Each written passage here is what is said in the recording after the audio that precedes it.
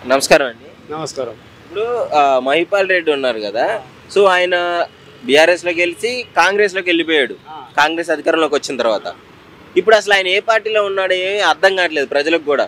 ఒకసారి కాంగ్రెస్ నాకు సంబంధం లేదంటాడు, కాంగ్రెస్ కి నాకు బీఆర్ఎస్ వాళ్ళతో మాట్లాడడం జరుగుతుంది ఈ మధ్య లీడర్లతో, అలాగే వాళ్ళ తమ్ముడు కొడుకు పెళ్లితో పిలవడం. అసలు ఏమనిపిస్తుంది మీకు ఇవన్నీ చూస్తుంటే? ఇవన్నీ చూస్తుంటే ఏమనిపిస్తుంది అంటే ఆయన టీఆర్ఎస్ పార్టీ ముందు నుంచి టీఆర్ఎస్లో ఉన్నాడు. టీఆర్ఎస్లో ఏదో ఈయన రాజకీయము ఏది అన్ని పనులు ఆపిండు. ఏవి కేసీఆర్ కానీ వాళ్ళ తమ్ముని మీద కేసులు పెట్టడం కానీ ఇవన్నీ అయినాయి. అందులో అయిన వల్ల దీన్ని ఎట్లా చేయాలి, ఇవన్నీ మళ్ళీ నాకు చాలు కావాలంటే ఎట్లా అని కాంగ్రెస్లోకి పోయి కలిసి మళ్ళా అదే కేసీఆర్ బొమ్మ పెట్టుకుంటుండు. మళ్ళా ఇది ఇంకా మళ్ళా ఈయన కేసీఆర్ కూడా ఏమి సుఖమైనడా. ముందు టీడీపీ ఎమ్మెల్యేలు 10 మంది 20 మంది గెలిచారు, అందరినీ తీసుకున్నాడు. తీసుకున్నాడు అప్పుడు కేసులుగా పెట్టలేరే. మరి ఇప్పుడు వీళ్ళు 10 మంది పోతే ఎందుకు కేసులు పెడుతున్నాడు ఈయన? మరి చెప్పేదాకిండు 10 మంది పోతే కేసులు పెడుతున్నాడు. మళ్ళీ అంతా తర్వాత ఎలక్షన్లు అయినాయి, మళ్ళీ కేసీఆర్ గెలిచాడు. మళ్ళీ అప్పుడు కూడా 20 మంది 30 మందిని కాంగ్రెస్ ఎమ్మెల్యేలను తీసుకున్నాడు. అప్పుడు కేసులు ఎందుకు పెట్టలేడు? అప్పుడు కేసులు ఎందుకు పెట్టలేరు వీళ్ళు కాంగ్రెస్ వాళ్ళు? మరి దానికి సమాధానం ఈయన ఏం చెప్పాడే? కాంగ్రెస్ వాళ్ళని అడగాలి. ఇప్పుడు బీఆర్ఎస్ నుంచి పోయారు కాబట్టి వీళ్ళు కేసు పెట్టారు బీఆర్ఎస్ వాళ్ళు, కాంగ్రెస్ నుంచి వచ్చిన వాళ్ళకి వాళ్ళు పెట్టాలి. ముందు వాళ్ళు ఎందుకు తీసుకోరు? బీఆర్ఎస్ వాళ్ళు ఎందుకు తీసుకోరు? ముందు వాళ్ళే కదా తప్పు చేసింది. 2 సార్లు తప్పు చేసి, ఒక్కసారి కాకుండా 2 సార్లు తప్పు చేసారు. ఇది ఇంకా ఎట్లా అది తప్పు? వీళ్ళది ఎట్లా తప్పు అయితే కాంగ్రెస్ వాళ్ళది న్యాయము, వీళ్ళకేమో దొంగతనమా? అది కరెక్ట్ కాదు కదా బాబు. ఓకేనా? ఇప్పుడు ముందు ఆయన చేసిండు. టీడీపీ వాళ్ళు 10 మంది 12 మంది ఎమ్మెల్యే గెలిచారు ఫస్ట్ సారి. టీడీపీ వాళ్ళు అందరినీ గుంజుకున్నాడు, కాంగ్రెస్ వాళ్ళని గుంజుకున్నాడు. మరి నెక్స్ట్ టైం మళ్ళీ కాంగ్రెస్ వాళ్ళు 20 మంది దాకా పోతే 20 మందిని గుంజుకున్నాడు. శ్రీనివాస్ యాదవ్ మినిస్టర్ ఇచ్చే, టీడీపీలో గెలిచే శ్రీనివాస్ యాదవ్కి మినిస్టర్ ఇచ్చే, మళ్ళీ సబితా ఇంద్రెడ్డి కాంగ్రెస్లో గెలిచి ఆమెకు మినిస్టర్ ఇచ్చే, ఇవన్నీ ఇచ్చే. మరి ఆయన వీళ్ళు తీసుకుంటే గల వాళ్ళ కోపమా బీఆర్ఎస్ వాళ్ళకు? అవసరం ఏమంటావు మరి? ఇప్పుడు మొత్తానికి తప్పే కాదు, కాంగ్రెస్ వాళ్ళు తప్పే కాదు, బరాబర్ తీసుకోరు అంతే. ఇంకేం కేసులు పెట్టి తిరుగుతారు. కేసులు పెడితే ఏమవుతుంది? వాళ్ళు పెడతారు, పాత కేసులు అన్ని తీసి పెడతారు. నువ్వు తీసుకోలేవా మా పార్టీ వాళ్ళని అడుగుతారు. అప్పుడేం చెప్తాడు ఈయన? అప్పుడేం చెప్తాడు కేసీఆర్ కానీ కేటీఆర్ కానీ? తండ్రి కొడుకులు ఏం చెప్తారు? ఒక మాట మీరు చెప్పండి. తప్పైతే వాళ్ళు ముందు వాళ్ళు చేసిందే కదా, వాళ్ళు చేస్తేనే వీళ్ళు తీసుకోరు. అదే రూల్ అని వీళ్ళు అంటుండు, రేవంత్ రెడ్డి అంటుండు. అదే స్పీకర్ ఉన్నాడు, అదే ఎమ్మెల్యేలు ఉన్నారు, అదే సీఎం ఉన్నాడు అని రేవంత్ రెడ్డి చెప్తున్నాడు. మహిపాల్ రెడ్డి ప్రవర్తన ఎట్టుందంటే పుసుకున్న పదవి ఊడిపోతే ఎట్టా అని చెప్పేసి అటు ఇటు కాకుండా ఉన్నట్టుంది. మరి దాని గురించే ఆయన ఏం చేస్తుండే, ఇక్కడ కాలు సగం అక్కడ కాలు సగం. ఇప్పుడు కాలు పెడితే ఏమవుతుంది? మరి పడతాడు నీళ్ళులా. ఆయన ఇష్టమే కాదు. మళ్ళీ రిటర్న్ ఇల్లు తీసుకోలేదు అనుకో, ఇది ప్రాబ్లమే. వాళ్ళు నువ్వు పదవి కోసం అడిపోయినావు అని చెప్పి కాంగ్రెస్ వాళ్ళు అన్నారు అనుకో, మరి ఈయన పరిస్థితి ఏంది? దాని వాళ్ళు ఆయన ఇష్టం కాదు. కాంగ్రెస్లో పోతాడా టీఆర్ఎస్లో ఉంటాడా అది ఆయన ఇష్టం. మనం ఏం చెప్తాం? నీకేమనిపిస్తుంది? ఏమనిపిస్తుంది? టీఆర్ఎస్నే పోయేటట్టుండు. మళ్ళీ ఎలక్షన్ రాగానే మళ్ళీ టీఆర్ఎస్ టికెట్ తెచ్చుకుంటారు. ఏమంటారంటే తమ్ముడు పెళ్లి తర్వాత ఇదే జరగబోతుంది, అధికారికంగా ప్రకటిస్తాడు, బీఆర్ఎస్ లోకి పోతాడు అని అంటున్నారు. ఎలక్షన్లు ఇంకా 4 ఏళ్ళు ఉన్నాయి, 4 ఏళ్ళ దాకా ఇట్లనే గడుస్తుంటుంది. ఆ తర్వాత ఎలక్షన్ ఏడాది ముందు పోతాడు, మళ్ళా జంప్ అవుతాడు అంతే. ఆయన అంతే, ఆయన ఎక్కడ 10 ఉంటే అక్కడ జంప్ అయిపోతాడు. ముందు వైఎస్ఆర్ సిపిలు ఉండి ఆమెను పిలిపించిండు. ఎవరిని? జగన్ తల్లిని. వైఎస్ఆర్ సిపిలోకి వెళ్ళి మళ్ళా సమాజ్వాదీ పార్టీని టికెట్ తెచ్చుకున్నాడు. టికెట్ ఇవ్వకపోతే అందులో అది ఓడిపోయాడు.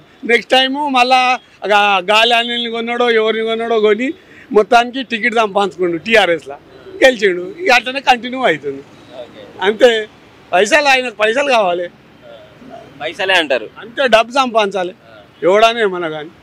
ఇప్పుడు డబ్బు ఏమి కేశాలు ఎన్ని 10 కేశాలు, 40-50 లారీలు టిప్పాలు, మొత్తం మెటీరియల్ కంకర బిల్లర్ రేడ కట్టినా ఆయన కంకర ఇటుక ఉసుక రావాలి.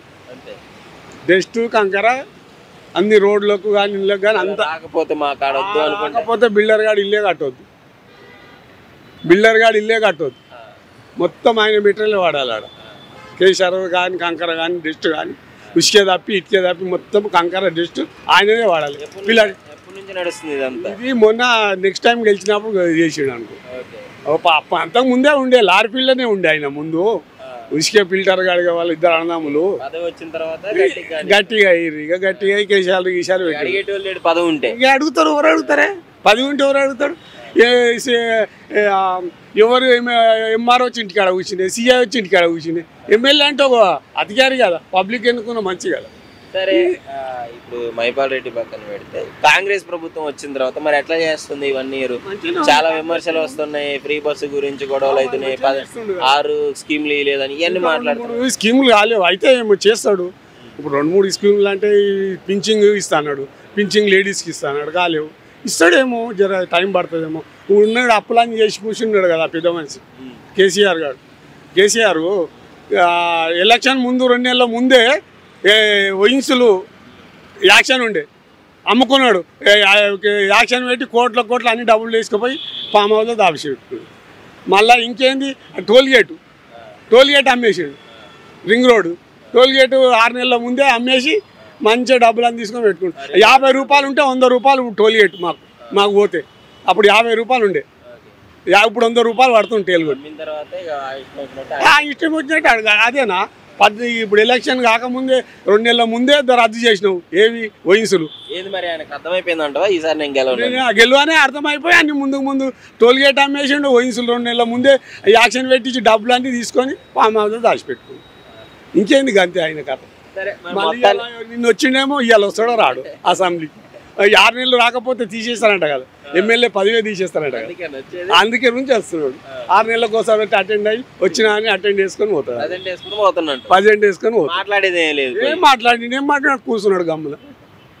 టీవీలో చూస్తలేరా మీరు? అట్లున్నది పదవులు. మొత్తానికి కాంగ్రెస్ మంచిగా చేస్తుంది అంటావు? కాంగ్రెస్ మంచిగా చేస్తుంది. ఏంటి ఫస్ట్ నుంచి ఉన్న వాళ్ళు కాంగ్రెసే కదా. ఇప్పుడు ఈ మధ్యలో అయినా కాంగ్రెస్ అందరిని పిల్లలు తీసుకుపోయి సోనియా గాంధీ ఇంటికాడ పోయి కలిసి ఫోటో దిగి వచ్చిండు.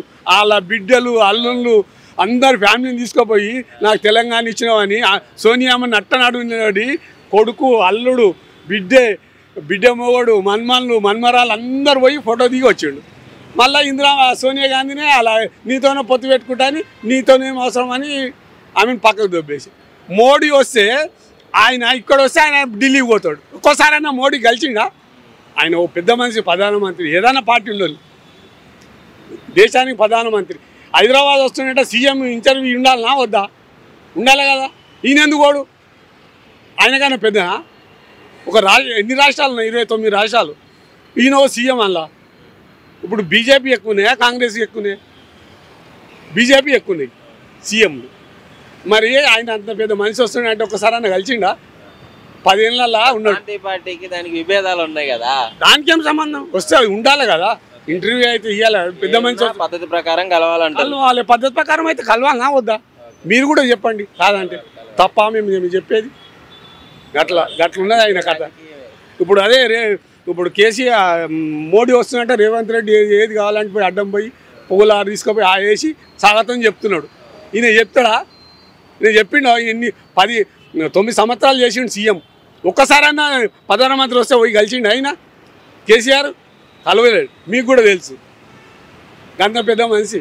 మొత్తానికి ఇది పరిస్థితి. కాంగ్రెసే ఓకే అంతే. Thank you. రైట్.